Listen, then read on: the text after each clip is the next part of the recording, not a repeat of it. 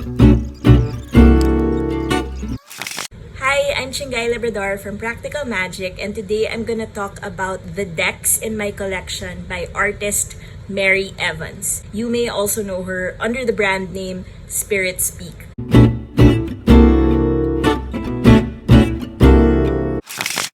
I've been collecting her decks since the very beginning, since I started reading tarot for myself. The very first Spirit Speak deck I ever bought was the Spirit Speak Tarot deck.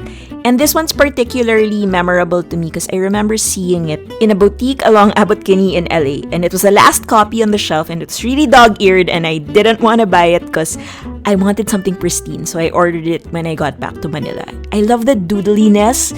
It's so fresh and different, but still it became a really foundational deck for me when I was starting to learn the tarot. And I think that's mostly because the meanings in the deck were so short, but it captured everything that the card was. At least for me, like, part of my tarot knowledge is due to this really tiny, cute black and white deck.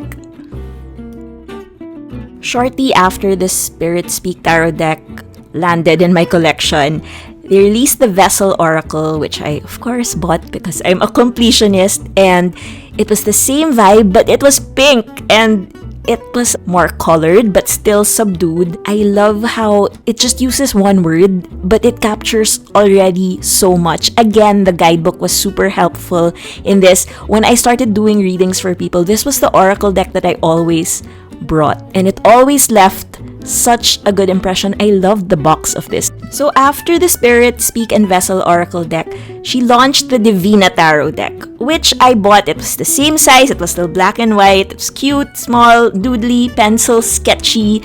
But I don't know, I didn't vibe with this as well as I did with the Spirit Speak deck. It's still a beautiful deck. If you like this aesthetic, it's very simple, minimal, but really has that handmade feel, then you like this. Of course, the meanings are a little meatier compared to the first, so maybe that's why I didn't vibe with it, because I guess I like really short, succinct meanings and definitions. Alongside the Divina Tarot deck came the Iris Oracle deck, and this was like hefty. It was bigger than the usual decks, sized like a regular tarot deck, and there were so many cards. I don't remember how many, but just look, there's so many.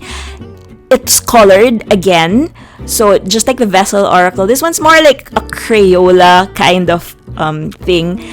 The meanings here are a lot deeper and more, I guess it's richer than the Vessel Oracle, which could be a good thing, but then in my case, it prevented me from connecting to the deck because I felt like it was just so deep that it was very high frequency, and I'm a very like grounded, practical reader.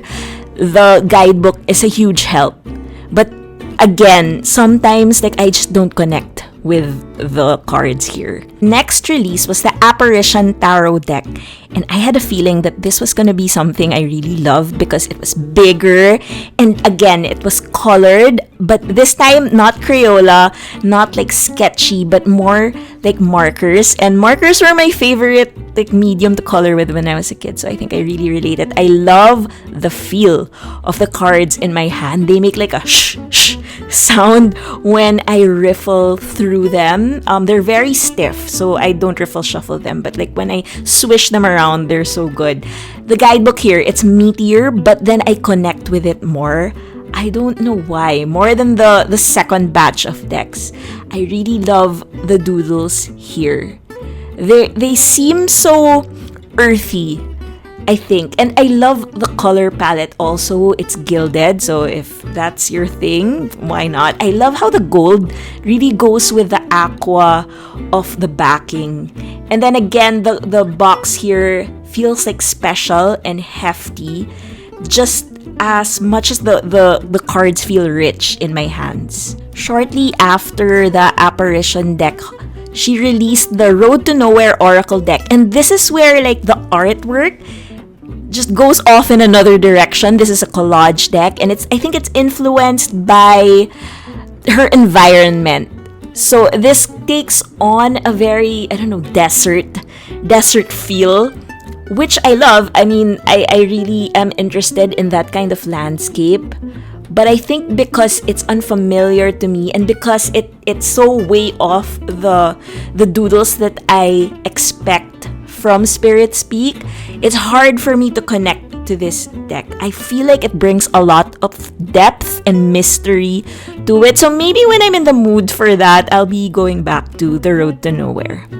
So I don't know why I assumed that Spirit Speak wasn't making any decks anymore. So it's been like a while since I got the Road to Nowhere deck, and then suddenly she announced that she was making the Pixie Oracle deck. So it was the first Oracle deck I bought for the year, and I had it shipped to Manila via forwarder, and this is different because it's a round deck and it takes on the collage style that Road to Nowhere also has. I love the box.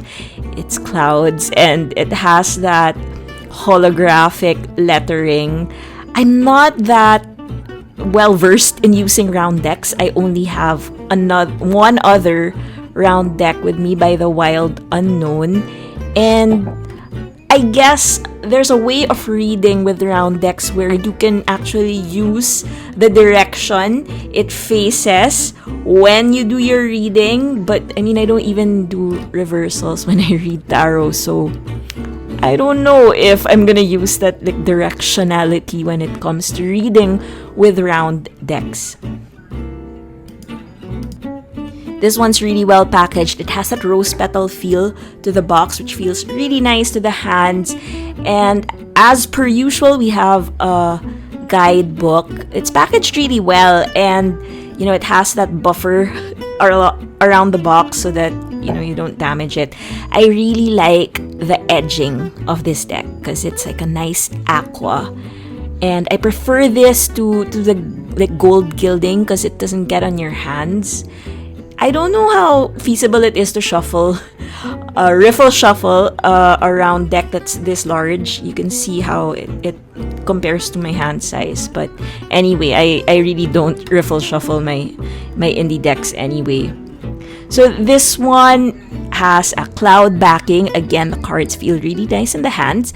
And it takes on the collage style that Spirit Speak has evolved into. So again, I'm not sure how I'm going to vibe with this because like historically I appreciate the doodles a lot more, but we'll see. I can't see myself pulling this as a regular reader for me, but I think that it will come in handy on one of those days when I feel like I want something different. And with Spirit Speak's decks, I always pair them together. So I use Spirit Speak with Vessel, I use Divina with Iris, and supposedly I use Apparition with Road to Nowhere, although I don't use Road to Nowhere a lot.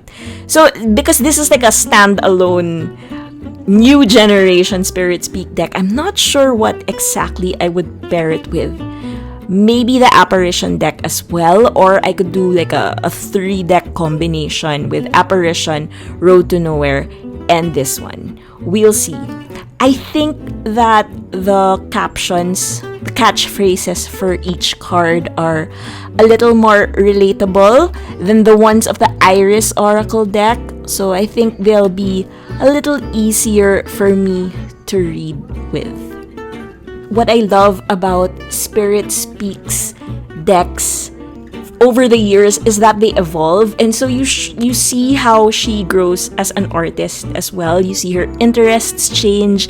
You see the differences in the words she uses for the cards, and I think that's really important. You don't stay stale and you keep reinventing yourself. That's awesome. There still are a couple of doodles, but it's mostly collage. I think that the guidebook will come in handy with this deck because the collage can be a little nebulous, and so like if I want to know where she's coming from as a creator, it's always helpful to have the guidebook. I like that it's very plain and simple. It just has the words because sometimes that's all I really want anyway. make sure to check out her site. She's an awesome creator and just really prolific with all these decks out already. I can't wait to see what she has next. Thanks so much for watching, and I hope to see you soon. Bye!